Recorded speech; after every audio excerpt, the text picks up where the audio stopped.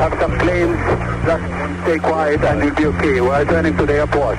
That we can't breathe? I don't know. I think we're getting hijacked. All of this was brought upon us in a single day, and night fell on a different world, a world where freedom itself is under attack. We cannot let this evil continue. We must define the nature and scope of this struggle, or else it will define us. Welcome back to this special series of Warpod Reckoning with 9/11, brought to you by Saferworld, with support from Friedrich Ebert Stiftung. Looking back 20 years on at the impacts of 9/11 across the world, we look at the conflicts that emerged in response, the legal and security reforms that changed people's lives and societies, the impacts on our culture and our politics.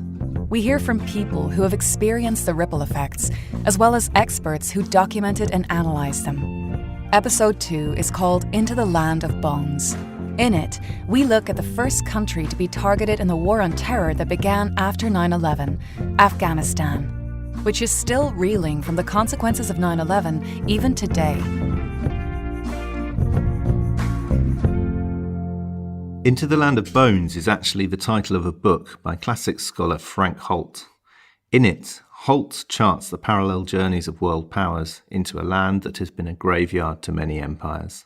As we recorded this episode, every day we heard new updates on Taliban advances through Afghan territory.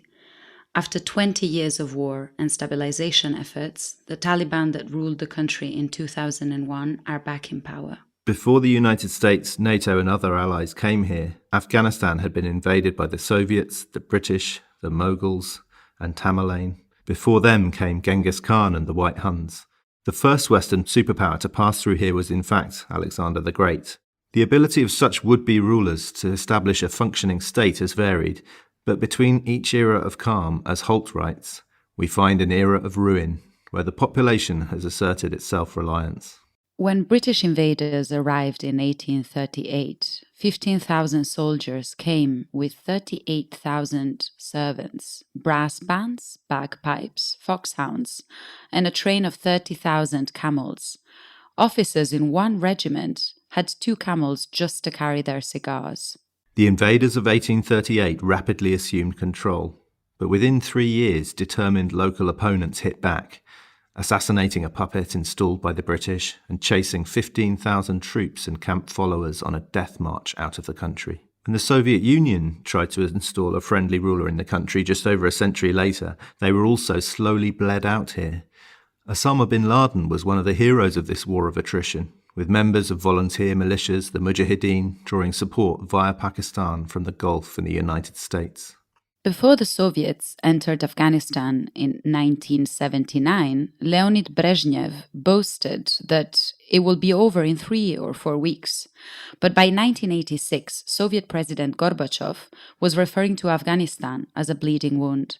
It was a losing struggle that would claim 13,800 Soviet lives. Echoing past invaders, successive US presidents have asserted that their determination to prevail in Afghanistan would endure. But optimism and determination has again given way to exhaustion and retreat. So how did it come to this? We've heard how Osama bin Laden believed if he could just get the US to invade Afghanistan, it would be his chance to bleed the US in the way he and others had worn out the Soviets in the 1980s.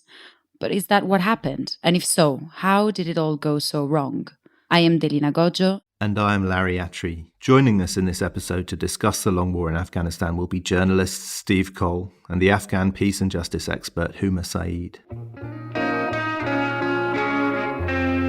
Reckoning with 9/11. So, after President Bush issued that ultimatum to the Taliban in September 2001, the Taliban responded a week later. They condemned the September 11th attacks. They were prepared to investigate, but they weren't convinced al-Qaeda was to blame. Osama bin Laden was an ally of theirs, and al-Qaeda had helped them take over the country. They weren't going to give them up. The US moved fast. By 7th of October 2001, less than a month after the 9/11 attacks, the invasion had begun. The US used overwhelming force. In 76 consecutive days of bombing, it dropped 17,500 bombs. The world's only superpower would be joined in its war and reconstruction efforts in Afghanistan by a total of 58 other allies, more than a quarter of the world's countries. There was little inkling at the outset that things could go wrong and what the challenges would be. Two of the best books on this war have been written by Steve Cole, a Pulitzer Prize-winning chronicler of U.S. engagement in Afghanistan from the late 1970s to the present day. Steve, it's clear from your books, Ghost Wars and Directorate S, that there was no single reason why U.S. efforts went so wrong in Afghanistan. But do you think it would be fair to say that one of the first mistakes was assuming it would be too easy to get rid of the Taliban and Al-Qaeda and just let freedom reign? Yes, I mean, a version of that. I think the United States and its allies that went into Afghanistan, they didn't have much of a plan. They were reacting to the shock of September 11th, and they were moving at full speed. And the overthrow of the Taliban in the fall of 2001 happened really quickly for a war. It was over by December, after a late September, early October start.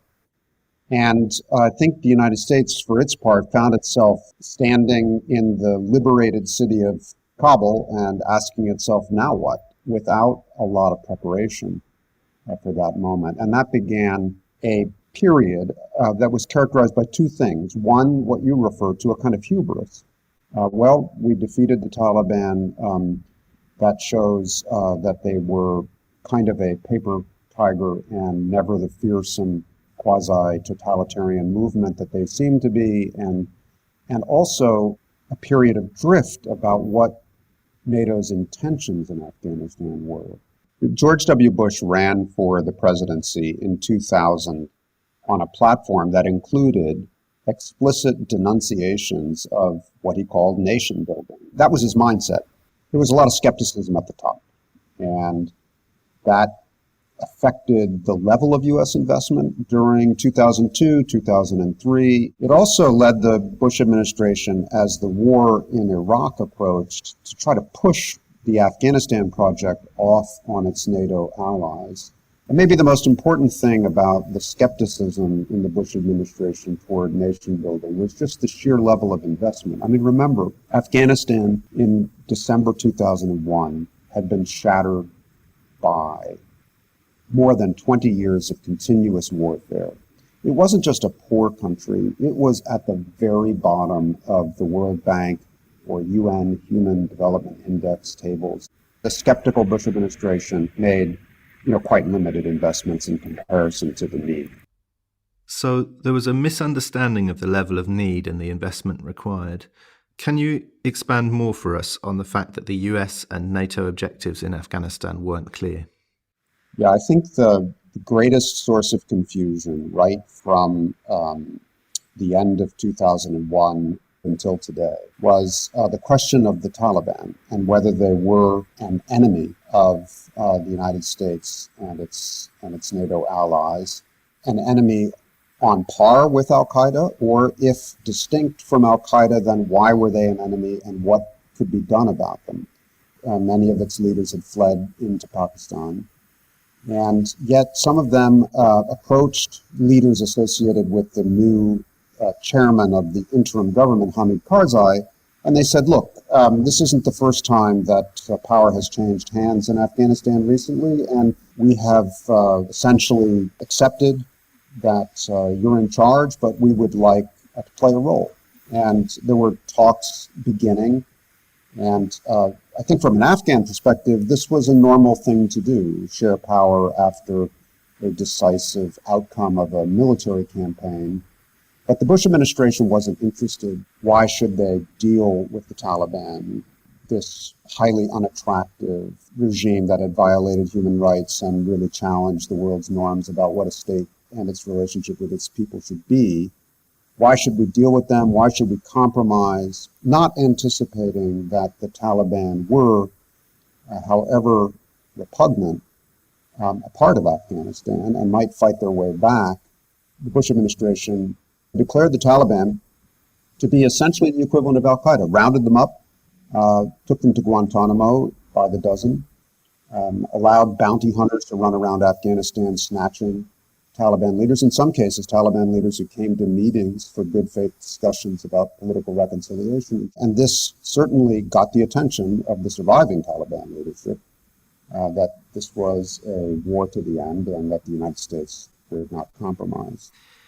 Yes, so as discussed in episode 1, when you're involved in a war on terror between good and evil, it doesn't really allow much political way out for either side. Is that how you'd see it?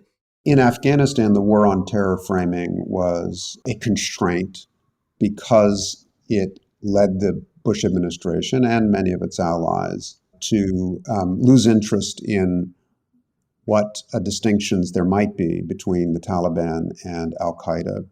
The Taliban were lumped in with al-Qaeda, listed as, essentially a terrorist organization right from the start. But over time, even over the next several years, 2004, 2005, some elements of the Taliban reached out to Kabul, to the Karzai administration, and said, well, can we come in from the cold? And the Karzai administration started to negotiate returns, but there was no backing, really. The United Nations political office was interested. Gradually, European governments, Britain became more interested in it in principle, but the Bush administration was still very resistant to it. And meantime, the Taliban leadership, enjoying sanctuary in Pakistan, but also watching the failure of the Karzai administration to deliver on some of the initial optimism and promises, started to plot its own comeback. And when it surfaced as a revived force, of course, the Bush administration immediately saw its revival as a military challenge and proceeded that way, escalating the war year by year until it was a full-blown insurgency and counterinsurgency. I want to move a little bit closer to the ground now. So in Directorate S, you explain in detail how the US increasingly lost patience and support of the Afghan people. And you talk about this descent of American counterterrorism policy into black depths of systematic abuse. Could you tell us more? Well, from the beginning, the United States was determined to treat anyone not only who had participated in 9/11 or related operations, but really anyone who had been in Afghanistan as part of a listed international terrorist organization essentially as a listed terrorist. And the Bush administration developed a initially partially secret regime of detention and torture that it applied to individuals that it believed to be connected with al-Qaeda.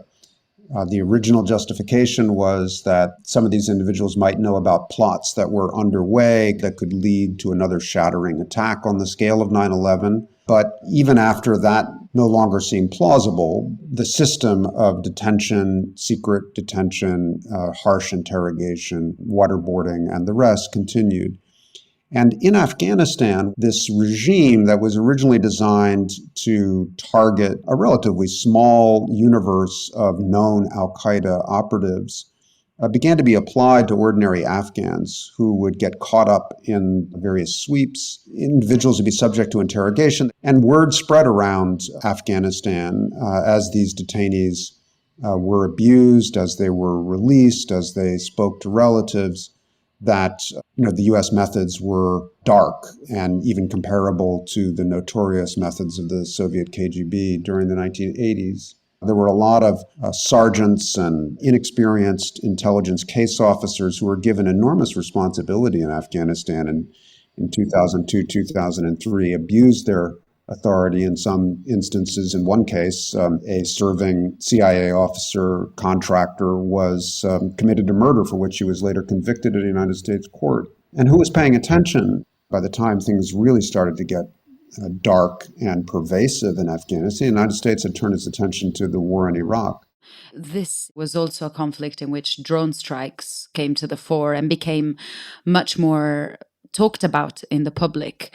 Could you briefly explain the benefits and the costs that they had in both Afghanistan and Pakistan?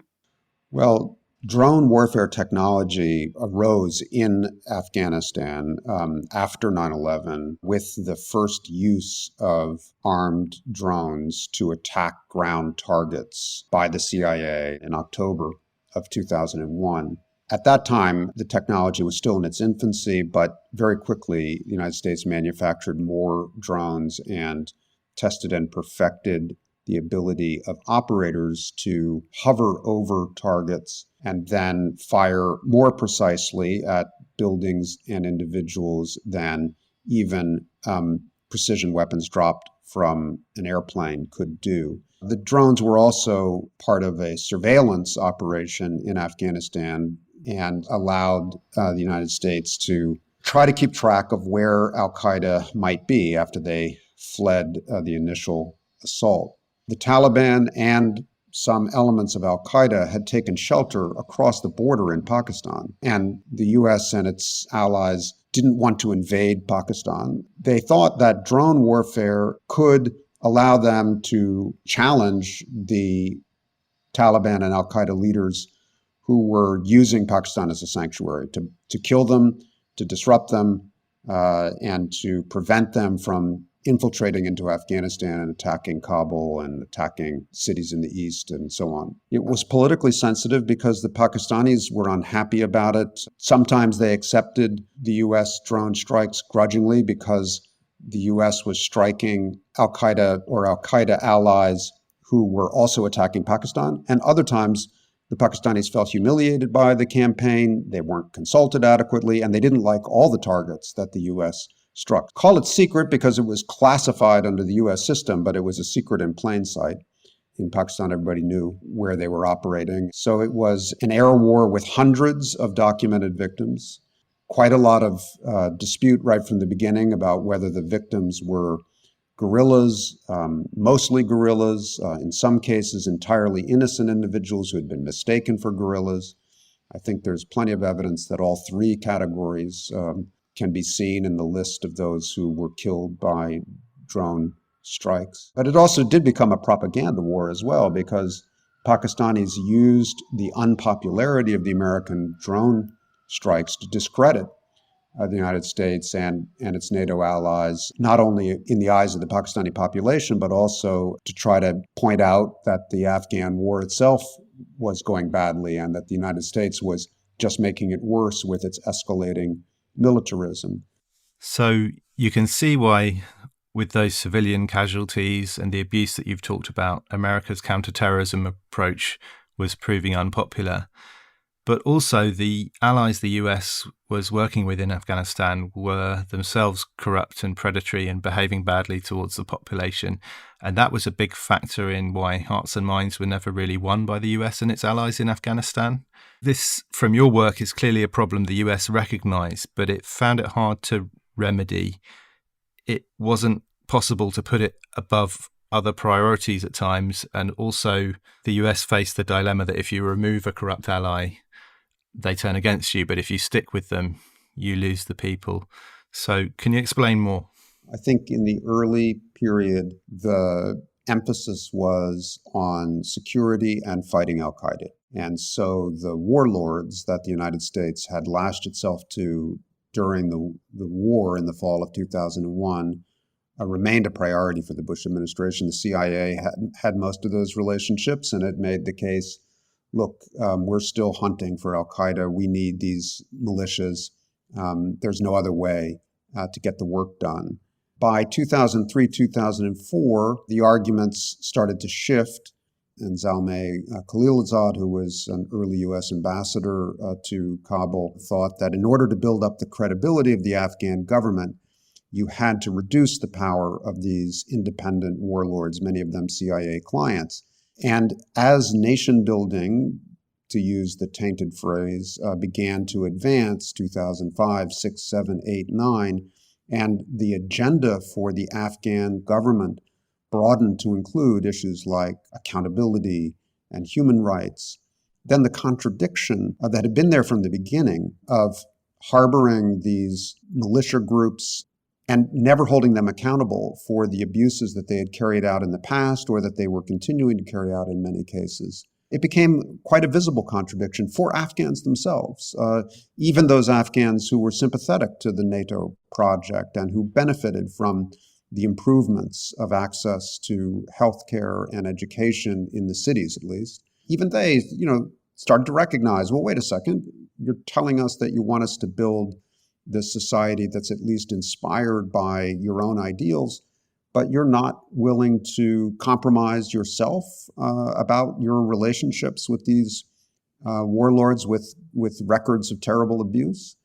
And the U.S. could never really resolve that contradiction. Yes, it tried to build up an institutional Afghan military and police force so that it wouldn't need these militias, but it never was able to do that successfully. So speaking of partners that are very challenging, I suppose the most important aspect of what went wrong was the difficulty for the US of understanding, but also influencing Pakistan's agenda. Yes, Pakistan had been one of 3 governments in the world to recognize the Taliban emirate. And its army had made clear throughout the 90s that while it didn't always support the Taliban's policies or certainly its harsh interpretations of Islam, nonetheless, Pakistan benefited from the Taliban's hostility to India, and also Pakistan needed stability in Afghanistan. So these were Pakistan's interests on 9/11. But when the United States first started to grapple with Pakistan's role after 9/11, the leader of the country, President Pervez Musharraf, an army general, persuaded the United States that he would really join the United States in its war on terror. And, for the first few years after 9/11, the Pakistanis were quite cooperative about the American priority, which was al-Qaeda, that is to say, non-Afghan, often Arab, but other Chechen and Uzbek al-Qaeda members or allies suspected of carrying out direct terrorist strikes. And the Pakistanis would round these guys up and hand them over to the Americans. And the Americans were very happy with the relationship. It was really only about 2005, 2006 when the Taliban revived themselves from Pakistani soil and started to make themselves felt again as an insurgent force in Afghanistan, that the Bush administration said, wait a second, President Musharraf, you told us that you were with us. Now, why aren't you doing something about the Taliban comparable to the help you've given us about al-Qaeda? And, Musharraf said, essentially, it's complicated because, in fact, Musharraf and the generals that he led at the top of the Pakistani system, they had a view that the Taliban really were not the same as al-Qaeda, whereas these global terrorists, who were from other countries far away, they were dispensable. The Taliban was essential to Pakistan's own security. And that's where relations with Pakistan really started to break down. And it just got worse and worse. So that really is one of the issues which the US kept going back to and looking at again. It could never really resolve in its approach to Afghanistan. And I think your book, Directorate S, brilliantly documents, in fact, how the US neglected several issues that it needed to address. Can you talk to us more about how the US misread the situation? What does the US defense and foreign policy establishment need to learn from Afghanistan? Well, so many things, but I think, particularly in the era of the second Bush term and the first Obama term, so talking about the years, say, from 2006 to 2012, which was the deadliest part of the war, the United States, through its military leadership, sort of persuaded itself of an approach to the war in Afghanistan through the framework of counterinsurgency, which was a doctrine that had been neglected in the United States Army after Vietnam, but which General David Petraeus revived first in Iraq. And what did this mean for Afghans? It meant a couple of things. First, a counterinsurgency doctrine required an enormous escalation of the number of troops fighting the Taliban. President Obama, who was pretty sure he knew this wasn't going to work very well, nonetheless felt pressured to go forward to escalate U.S. troop levels in Afghanistan above 100,000 within 2 years of taking office. The total international force in Afghanistan swelled to 150,000 or so Now, this theory of war also assumed that the Afghan government would be legitimized by the security created by these 150,000 international forces, even though these forces were running checkpoints that Afghans dreaded to pass through, even though these forces were turning up in villages at night on raids for Taliban leaders, knocking down doors, handcuffing people, taking them to local military bases for detention. I mean, the idea that rural counterinsurgency in Afghanistan would win the hearts and minds of the Afghans seemed a fantasy right from the start, certainly to the soldiers on the ground who were fighting it. The ones who actually went into the villages and saw the hostility, saw the blowback, understood why local Afghans were hostile to them. They knew that this doctrine was not likely to produce the effects that the generals insisted on. The other fundamental flaw with it was that there was no Afghan government with the credibility or the capacity to fill up the space that counterinsurgency forces might occasionally create, that is, security that a government could come in behind to deliver services. But the Afghan government was riddled with corruption, and it lacked legitimacy in the eyes of its own people. And so it's tragic. Very hard in history in general for governments to defeat insurgents that enjoy a sanctuary like the Taliban had. So it's one thing to say, well, this was always a difficult problem and it was a mistake to define the Taliban as the same as Al-Qaeda. But it's another thing to have invested so much and created such havoc around a theory of warfare, counterinsurgency, that really looking back on it just seems like madness. I suppose the $1 million question, were there elements of success for the US and their allies, you think? There were. I mean, I think when you measure what might have been gained after 2001, I think you start with the Afghan people. And despite all of the mistakes, despite the violence, despite the casualties, the Afghan population did make gains between 2001 and today. Life expectancy increased, access to education at all levels increased, female education increased even more dramatically for the obvious reason that the Taliban prohibited it. You know, there's also something more informal that you come to know if you visited Afghanistan. If you lived in Kabul or any number of other large cities around Afghanistan, there was a generation of young Afghans that grew up like none before it.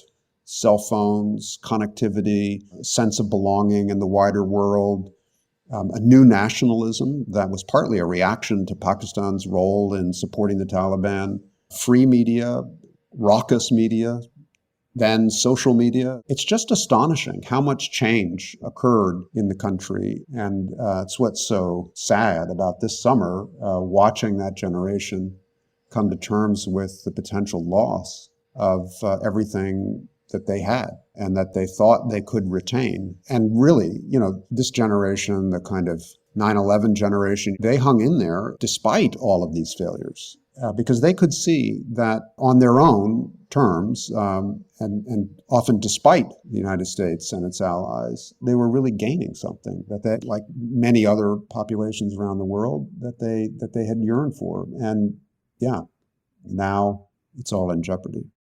When it comes to security and politics in the country, we know that women have been impacted very much, but female characters are very few who've had a voice throughout this conflict. And the return of the Taliban seems likely to be bringing more disaster for Afghanistan's women. I think you're right. I mean, I think the last 20 years have offered pathways for women to speak and to hold office in Afghanistan. It manifested itself in the presence of women at universities and in ministries and leading human rights organizations and NGOs and taking up seats in parliament. And while these gains are far from adequate, they do represent quite a dramatic change from the invisibility and repression and violence that women endured in many ways during the Taliban era. I hear from Afghan women involved in human rights campaigning a complicated message. They don't want an American occupation of their country any more than any other Afghan does. they're highly skeptical of the Taliban's capacity to make space for them or their daughters in the next Taliban emirate. They're open to talking to the Taliban, and they can see if the Taliban were acting in good faith about sharing power and building a more pluralistic Afghanistan, that they could talk about issues like children's rights, for example, where they might be able to find some common ground with the Taliban. But around issues like women's access to work and freedom of expression, they've, I think, learned that the Taliban are not going to compromise about those issues. And so I fear that many women who accessed universities and seized the opportunities of these last 10 or 15 years face a choice of either going back underground and surrendering their gains or leaving the country.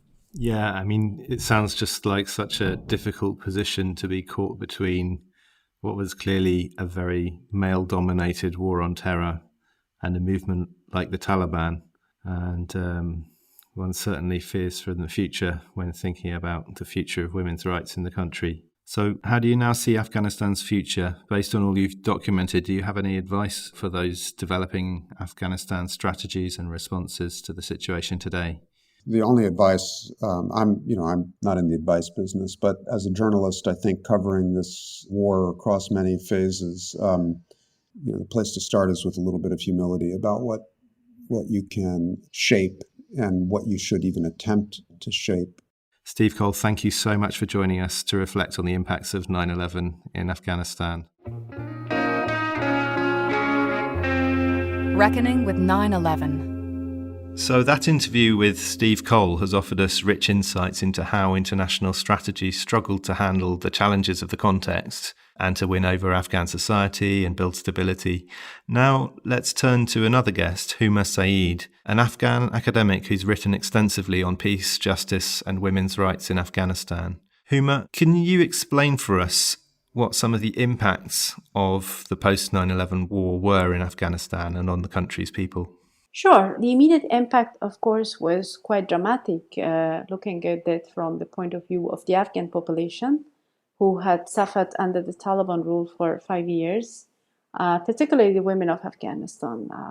After all those years, people were very tired of that regime, particularly all the restrictions imposed in terms of the basic rights of women who could not study, could not work, could not go outside their homes unaccompanied. So the immediate impact was this sense of liberation. We are finally back to the world in a way. We found finally our liberty. And of course, then the Taliban regime fell. In this sense of somehow a different era continued until at least 2003. People were very hopeful. I had never seen that much hope in the eyes of people. They really felt that this was a new era, a new Afghanistan. Windows of opportunities were open for so many possibilities, work, peace, justice even. However, unfortunately, unlike the aspiration of Afghan people, the conflict didn't end, and it just took a different turn in shape soon after, starting already as of 2005, where attacks started against civilians, and the conflict really intensified between the Taliban and international forces in the Afghan government. And this went on and just got worse and worse. So when you talk about the violence and the war returning from about 2005, what were some of the factors, do you think, that made things break down and the violence return? Many factors, many mistakes were done, unfortunately, right there at the very beginning. The Bonn conference in December 2001 was really the conference that marked that end of one era and the beginning of a new era. The biggest mistake there was the lack of inclusion of the Taliban. The process was not a peace process because it did not include the Taliban. And there was a good chance to include them, and then move on from there towards a broad-based inclusive government where then other measures such as transitional justice could be undertaken, including disarmament and demobilization and rehabilitation. Also, The other biggest mistake was the return of many warlords who had committed gross human rights violations. They relied on them in the fight against the Taliban and Al-Qaeda at the expense of forgetting what they had done in the past to the people of Afghanistan. There was no accountability whatsoever for the horrific crimes and atrocities they had committed. So these warlords returned to power. They got involved in massive economic state crime that included land grabbing, illegal mining, and drug trafficking at really macro level, which all included, unfortunately, to fueling a culture of impunity, basically institutionalizing a culture of impunity until the point that the amnesty law was passed in 2009, and then it was a blanket amnesty for everybody. So I think these were some of the major mistakes that took the conflict towards where it is, and the country towards where it is today, unfortunately. I would like Huma to focus now a little on what has happened to women in the country. And it seems like, from what you're describing, that they were stuck amongst a series of evils, a series of very problematic actors. What can you tell us about that?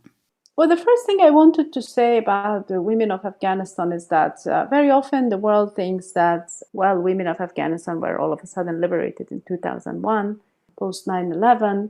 Of course, the plight of Afghan women was very much highlighted during the years of the Taliban, by the United States themselves, to the point that it became a cornerstone for the U.S. invasion, for the justification of U.S. invasion in Afghanistan. Women of Afghanistan before the Taliban, before the civil war in the 60s and the 70s, were quite active in the society, in politics, in art, in social life. Of course, when a powerful country, superpower invades a country with the women's rights as one of the pretexts for the invasion, then it also makes sense to make it look like, wow, women of Afghanistan are finally liberated, without thinking or remembering the history that no, there was once upon a time, that 40% of doctors were women, or, majority of teachers were women. They were everywhere. But anyway, after the dramatic, years under the Taliban, the situation of women changed, and that back then really seemed dramatic. All of a sudden, they were able to get back their, freedom and rights.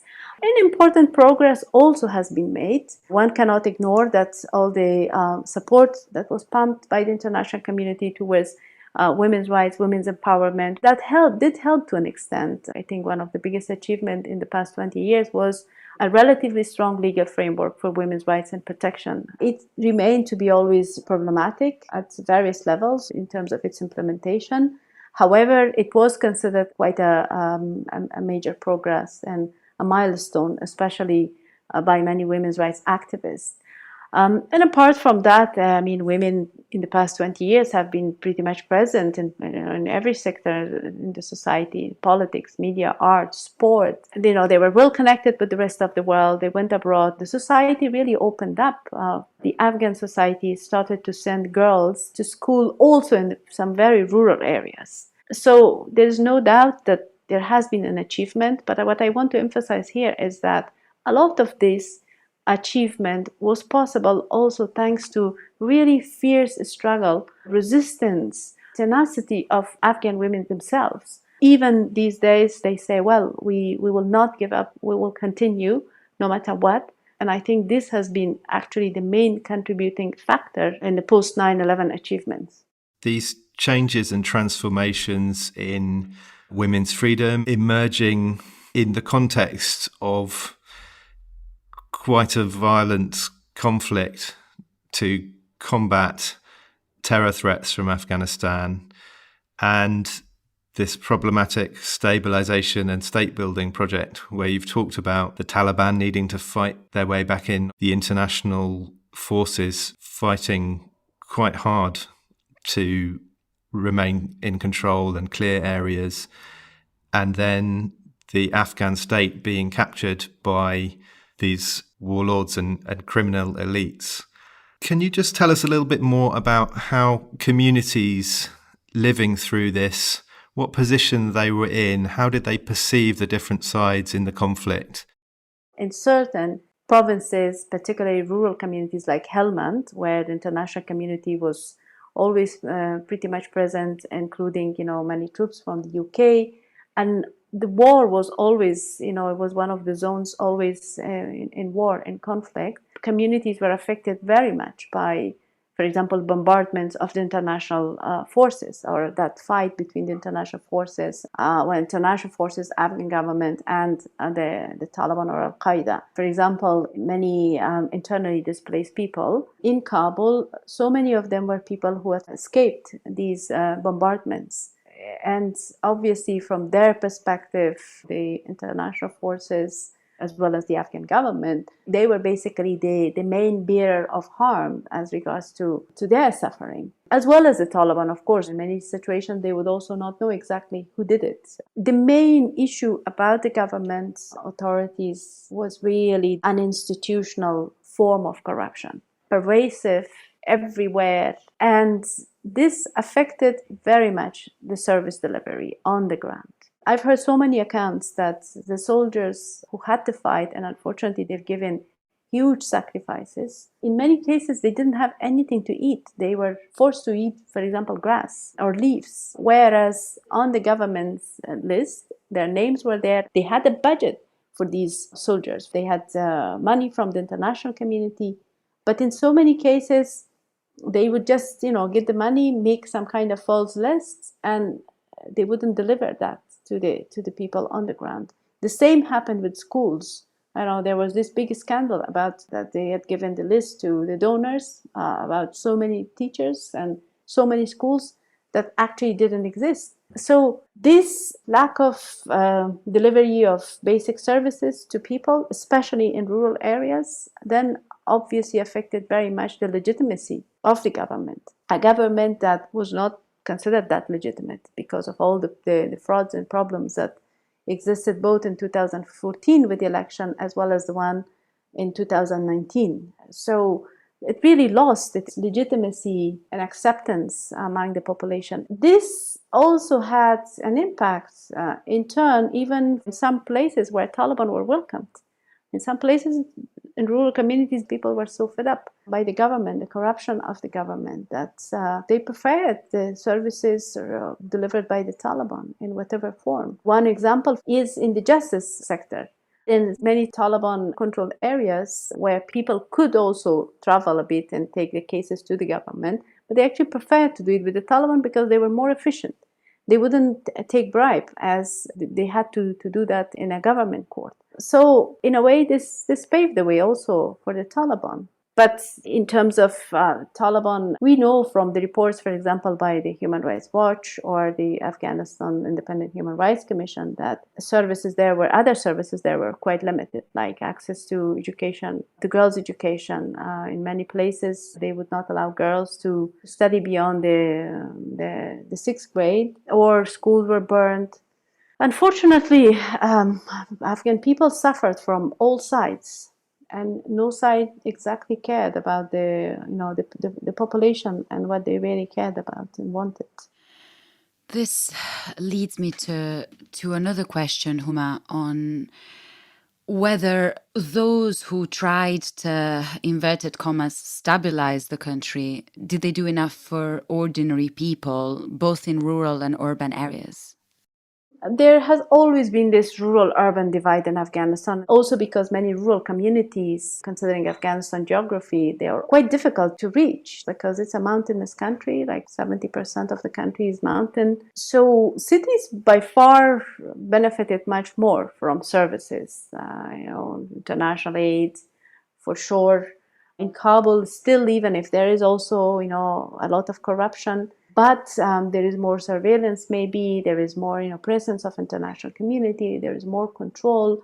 It's not so easy for them to engage in corruption as it is in provinces. So that is one aspect. The other aspect is very centralized Afghan government. This has been one of the biggest issues raised by many politicians as well as ordinary people, because all governors of Afghanistan are appointed by the president, or at least used to be.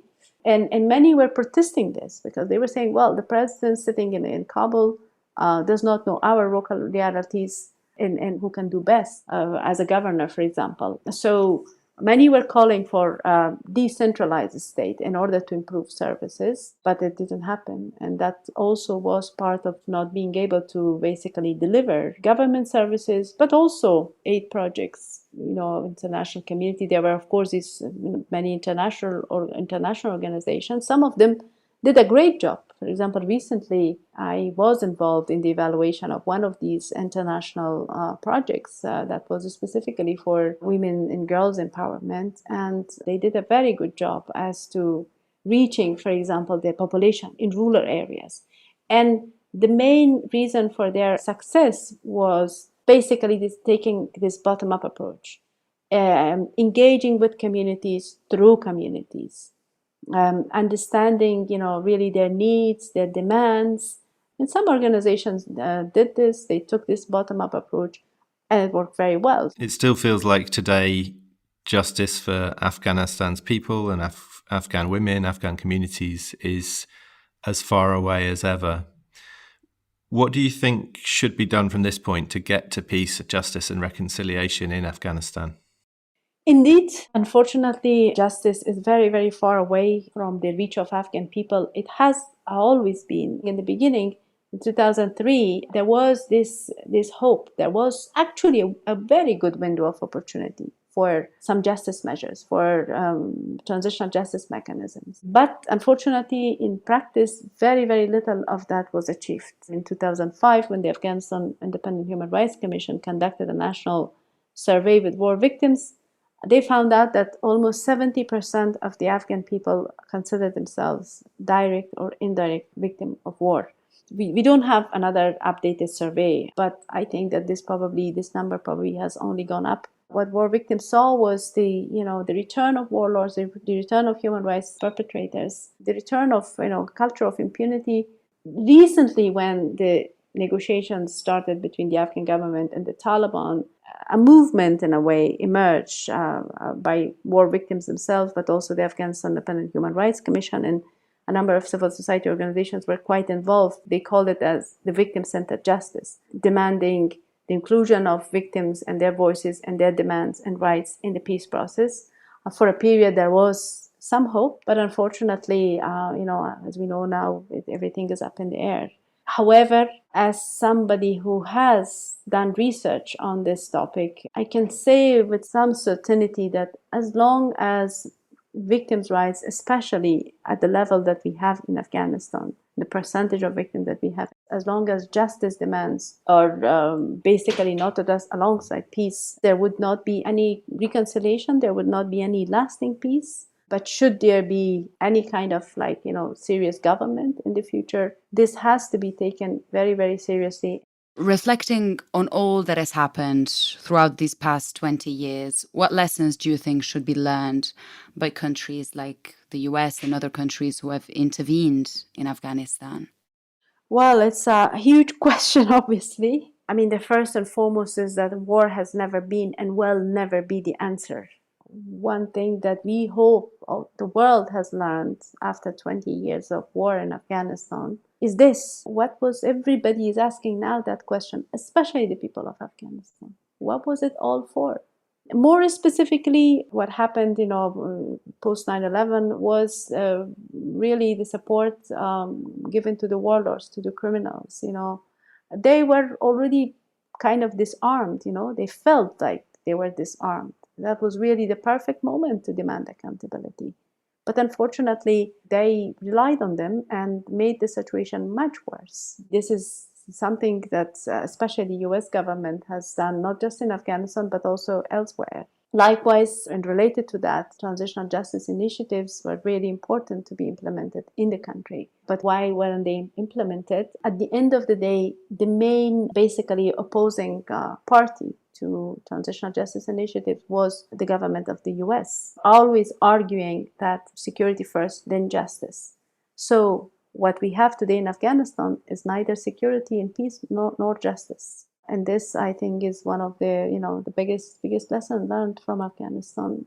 Thank you, Huma. You explained so much to us and in such a clear way.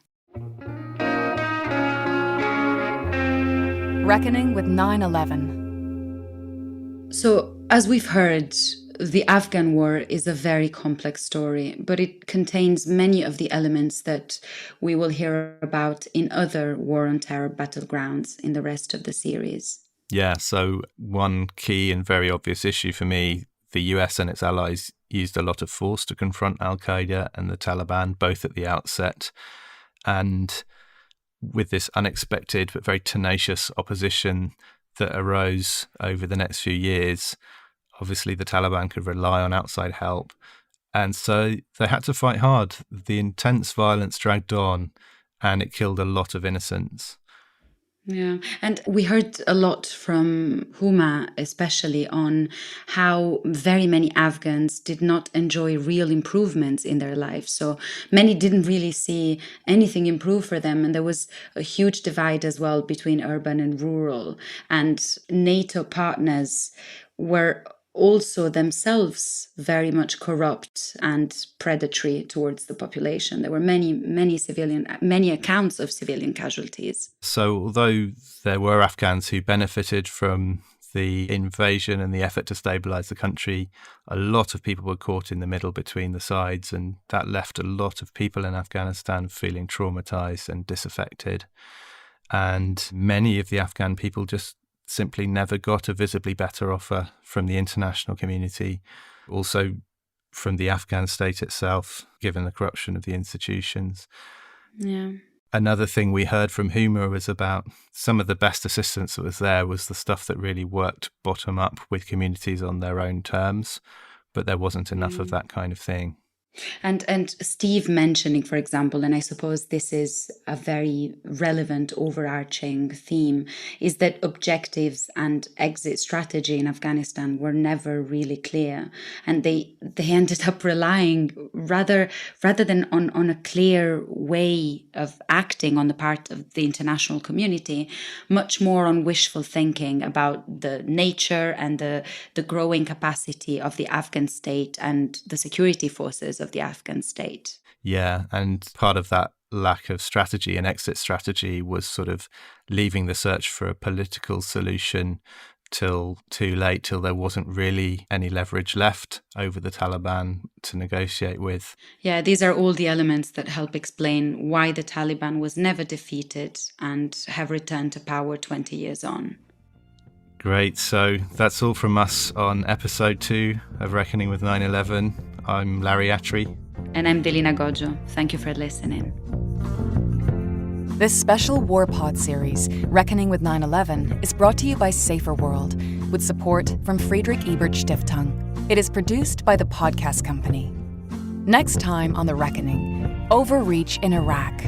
We explore the expansion of the war on terror into Iraq, how another initial victory turned into strategic failure, and how this impacted on Iraq's people.